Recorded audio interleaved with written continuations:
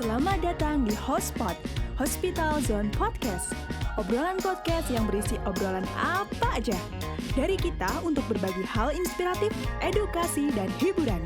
Inilah kita, Arinda Khairunisa.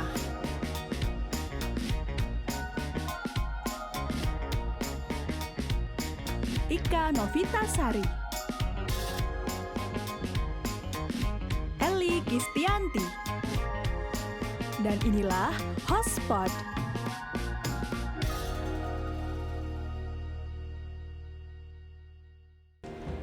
Selamat datang di Hotspot. Di episode kali ini, kita akan menceritakan peristiwa-peristiwa yang terjadi di 2020. Awal tahun 2020, kita pikir akan menjadi tahun terbaik buat semua orang. Tapi ternyata 2020 menjelma menjadi tahun yang berat buat semua orang. Tidak terasa, kita sudah berada di ujung tahun 2020. Semua momen senang, sedih, marah, kecewa, dan perasaan lainnya telah kamu lalui. Kamu hebat. Kita berharap semua momen itu bisa menjadi pengalaman berharga untukmu di tahun ini.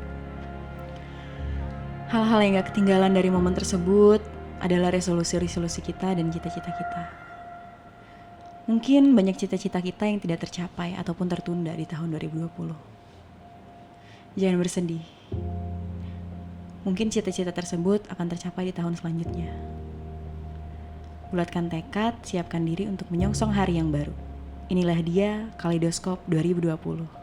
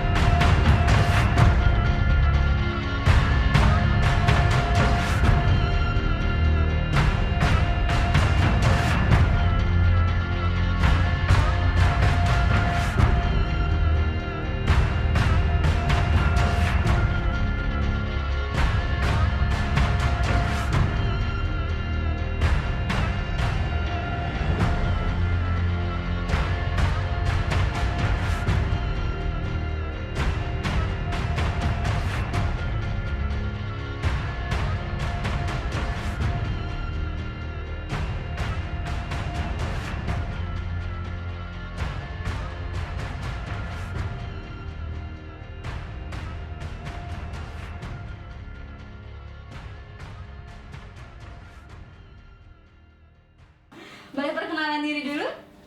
Nama saya Nana dari bagian laboratorium. Perkenalkan, nama saya Maria Tuti. Saya selaku manajer keperawatan di Rumah Sakit Melati Tangerang.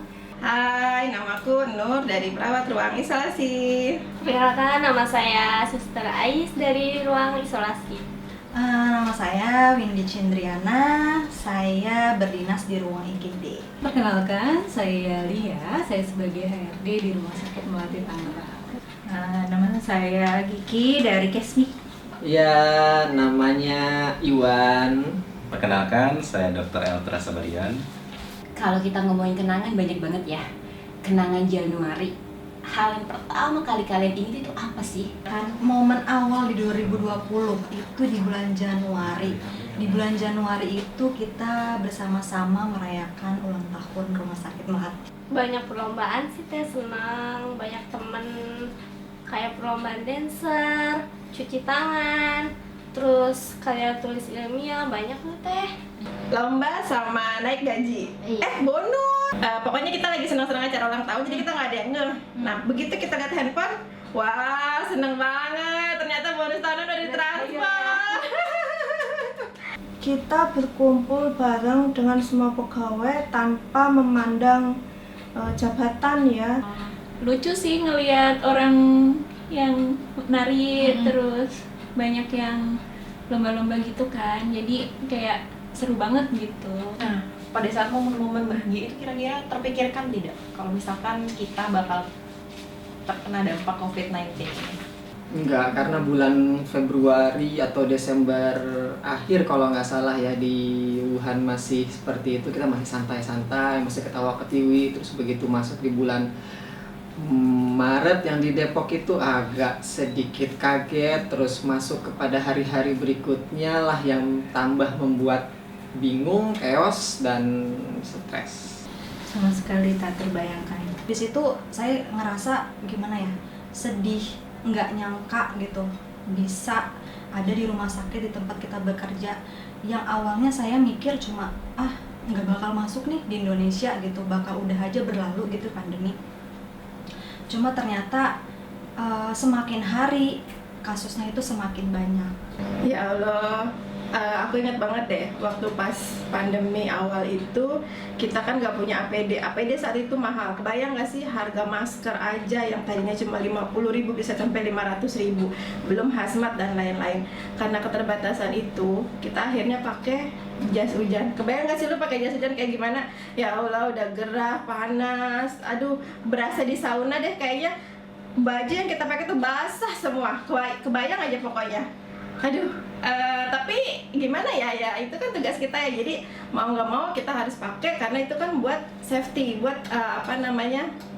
menjaga diri kita sendiri dari virus. Waktu itu saya masih belum percaya ya, apakah benar sampai ke Indonesia, karena waktu itu di Cina sudah mulai tertanganin. Bayangin aja ya, kita yang Januari masih kebersamaannya masih tinggi, kita masih ngumpul-ngumpul di aula gitu kan, sukacita, meriahkan ulang tahun, bla bla bla. Terus tiba-tiba, saya lupa tuh di Februari ada apa ya. Cuma memang embus-embusan mengenai penyebaran COVID ini sudah mulai menyebar di beberapa negara di dunia, sampai pada akhirnya ditemukan kasus pertama waktu itu kalau nggak salah di Depok ya. Gimana perasaan kamu waktu pertama kali nanganin pasien COVID saat itu? Awal-awal saya ditunjuk masuk ke ruang ISO tuh yang pasti nomor satu takut, terus kayaknya kok belum siap ya. Tapi ya itu kan udah kewajiban kita sebagai seorang perawat, mau nggak mau kita harus melakukan pelayanan pasien dengan penyakit apapun. Jadi ya udah, lillahi ta'ala, bismillahirrahmanirrahim, kita niatkan karena Allah bekerja selain untuk mencari uang, pastinya kan kita untuk mencari pahala. Jadi ya udahlah, bismillah, maju terus, pantang mundur. Takut gitu teh, sedih, takut, gak kebayang aja merawat pasien yang kayak gitu, kayak rawat pasien yang penyakitnya yang lebih cepat menularinya gitu teh. Sedih aja. Saya masih gimana ya, nggak nyangka gitu akan ada di rumah sakit tempat saya bekerja.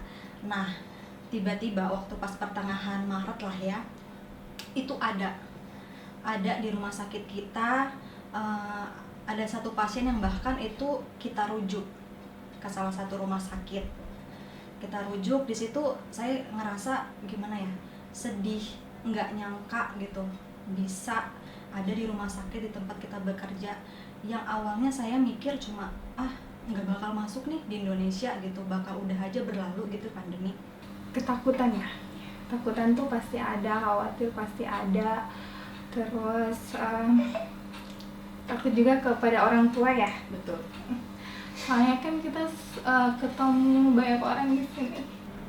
Pertama takut, deg-degan, karena kan kita langsung ngambil sampel yang meskipun hanya pasien suspek aja ya Mbak ya. Jadi kan kita takutnya juga, kita pikirnya juga udah kemana-mana tuh. Yang pertama sih dirasainnya takut, terus deg-degan, terus nggak nyangka aja kok, ya Allah kok ngambil swab juga gitu.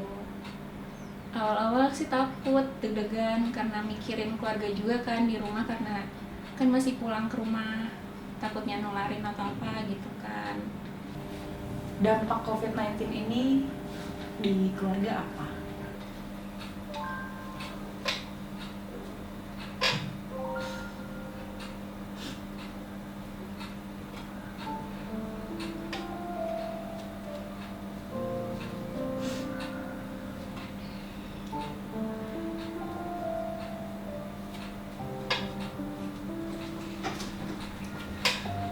Yang pasti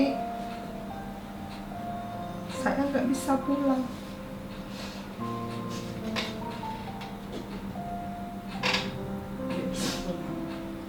Saya nggak bisa ketemu anak saya setiap bulan.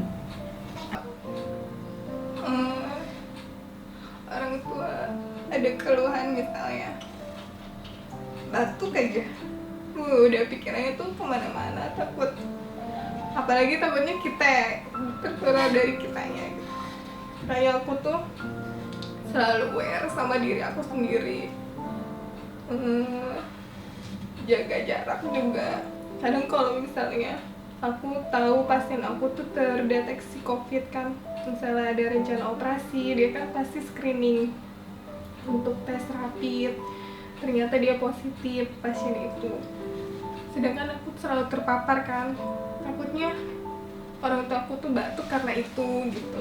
Ternyata nggak ada demam, juga nggak ada mual. Ketika minum obat batuk langsung sembuh, ya alhamdulillah gitu. Untuk dampak itu di keluarga saya pribadi, itu ini banget ya, maksudnya kena dampak banget. Dari pada awal Ramadan itu kita nggak bisa kumpul dengan keluarga. Semua pokoknya rencana yang sudah saya persiapkan, keluarga persiapkan, itu tuh jadi kayak tertunda gitu. Yang tadinya tuh kita ngerencanain sesuatu gitu ya dari awal tahun, cuma ketunda karena akibat pandemi ini gitu.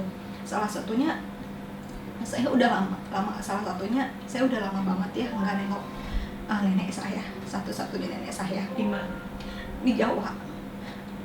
Nah itu tuh sebelum pandemi, nenek saya itu meminta untuk saya dan keluarga itu nengokin gitu.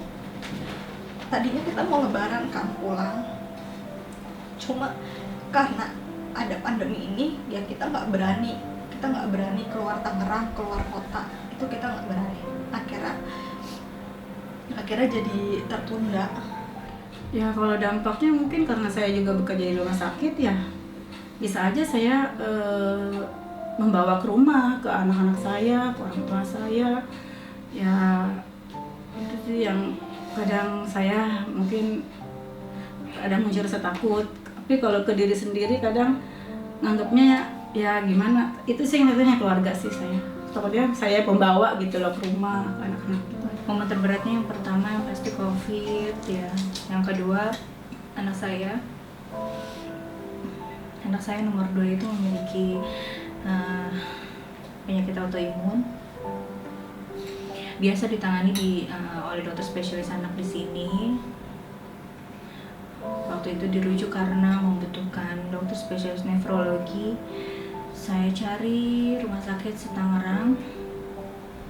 Hanya ada satu rumah sakit besar pada saat itu, dan kebetulan beliau hanya praktek di hari Sabtu. Saya cari lagi di daerah Jakarta, saya hanya dapat ada beberapa rumah sakit, dan alhamdulillahnya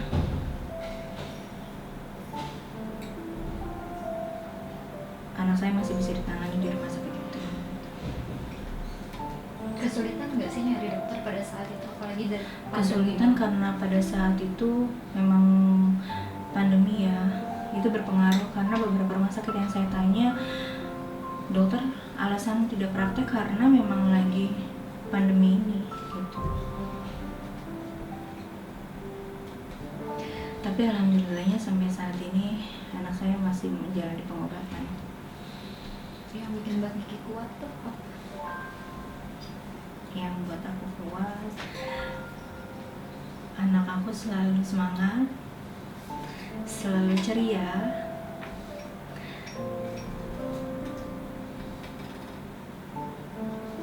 Kalau dia ceria, kalau dia semangat, kenapa orang tuanya nggak semangat gitu?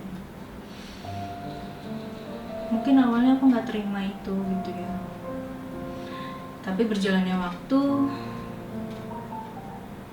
saya harus lebih kuat daripada anak saya.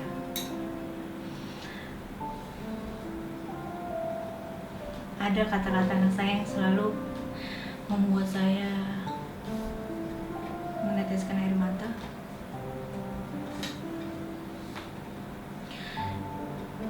Dia selalu minum obat setiap hari. Dia pernah bilang,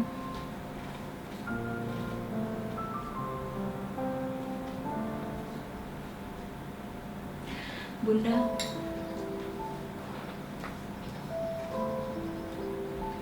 kalau aku nggak sakit,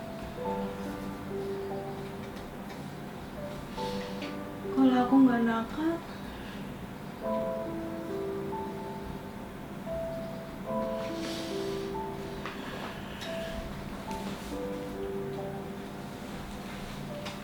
aku nggak akan minum obat kan, Bun?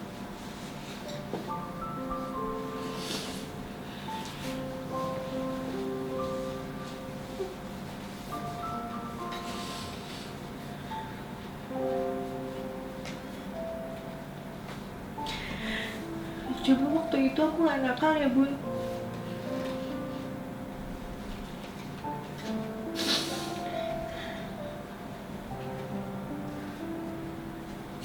Mungkin aku gak sakit. Nah, aku gak minum obat.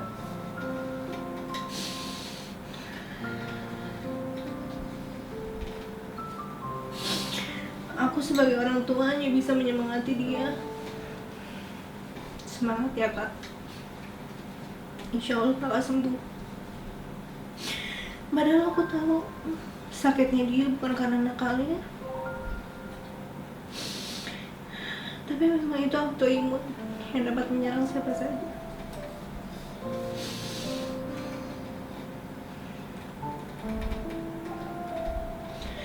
Sampai saat ini saya tetap semangat dan berdoa karena anak saya pun tetap ceria dan semangat dan tidak pernah mengeluh.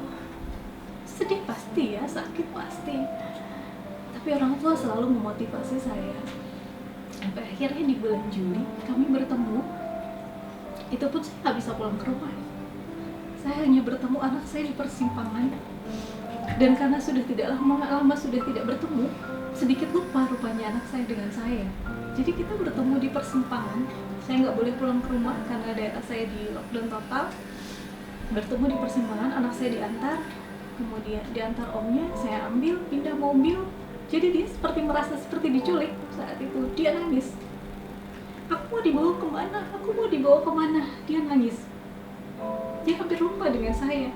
Mungkin dia merasa saya jahat. Saya menitipkan dia dalam batas waktu yang nggak jelas, 2 minggu, 1 bulan. Benar-benar nggak jelas. Dia nangis, nggak mau sama bunda. Dia sampai nggak mau dengan saya dan memilih dengan kakek neneknya.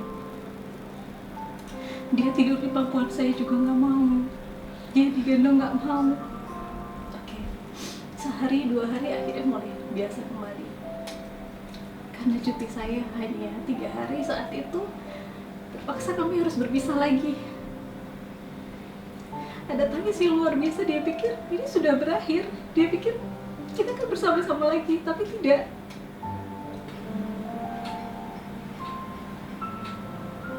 Nggak bebas, terus kayak makin capek aja gitu kan, dari makin lama makin capek gitu, ngerasain capek. Kira-kira ada nggak motivasi untuk teman-teman kita yang sedang berjuang? Terutama buat keluarga saya, buat anak-anak, buat suami atau kedua orang tua. Yang penting doa buat saya, semoga selama saya bekerja di sini lagi pandemi sekarang, kita diberikan semua kesehatan, dijauhkan dari yang sekarang lagi booming penyakit COVID, dan semoga keluarga saya juga, jujur karena keluarga saya semua dari kesehatan, dan yang adik saya juga kebetulan dia satgas COVID di Puskesmas. Semoga kita semua diberikan kesehatan. Buat adik saya juga yang perawat COVID, semua selalu sehat, jaga kesehatan buat kita semua. Dan buat teman-teman saya bekerja di rumah sakit, terutama buat ibu, bapak, selalu diberikan kesehatan,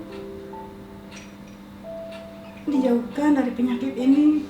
Dan teman-teman di perawatan, dari security sampai ke laundry, semua diberikan kesehatan semua, dijauhkan semua dari penyakit ini. Dan buat keluarga besar sakit mati,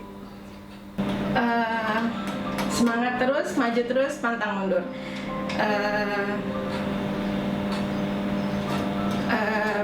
Jadikan pekerjaan kita sebagai ladang ibadah. Semangat terus.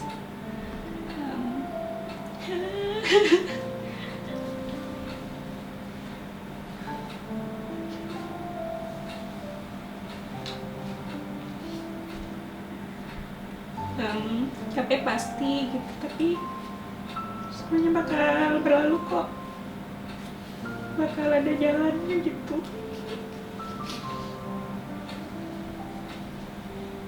Pokoknya buat teman-teman nakes semua sih, kayak kan semuanya ngerasain kayak waktu ngumpul sama keluarga kurang, terus pengen ngumpul sama teman-teman lama juga kan nggak bisa, jadi ya gitu. Istilahnya semangat, terus jaga kesehatan juga, jaga asupan makanan, terus harus semangat karena keluarga di rumah kan pada nunggu itu, pada nyemangatin juga. Intinya semangat, ya semuanya bakal berlalu. Capek pasti capek gitu, cuman semuanya bakal indah pada saatnya gitu. 2021 menghitung hari,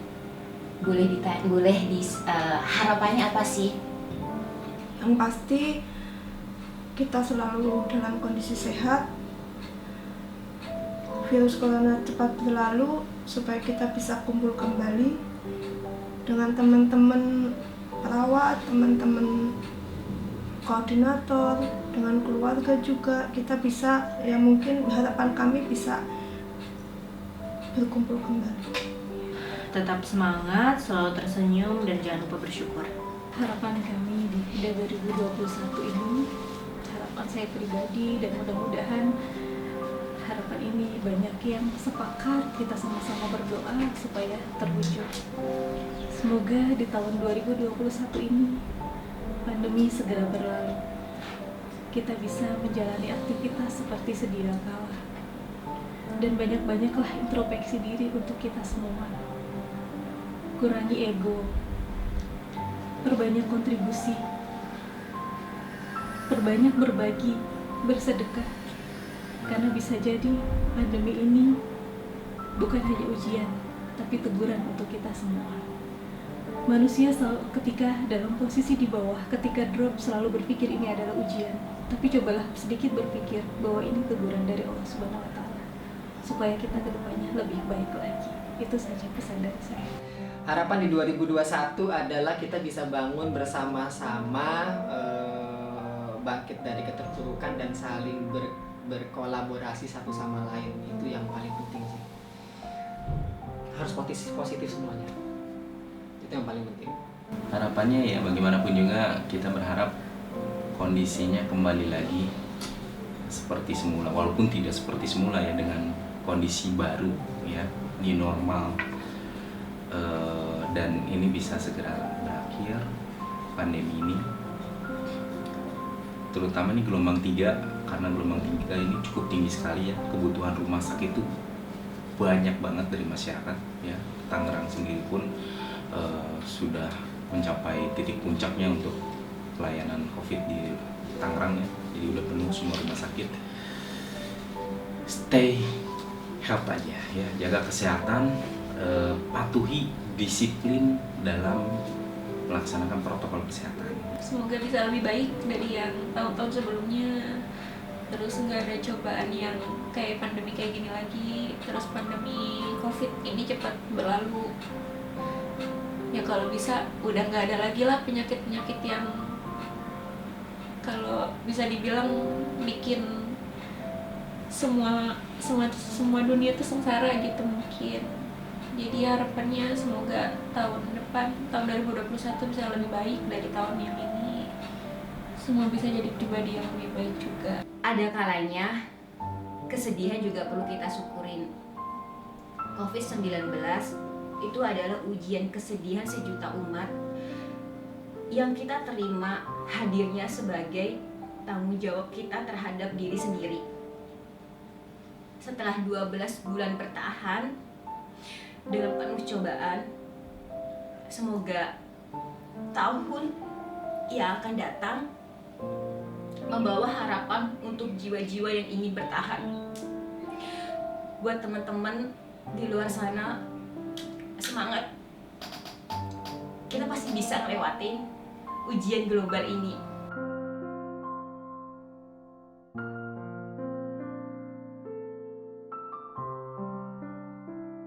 Hotspot,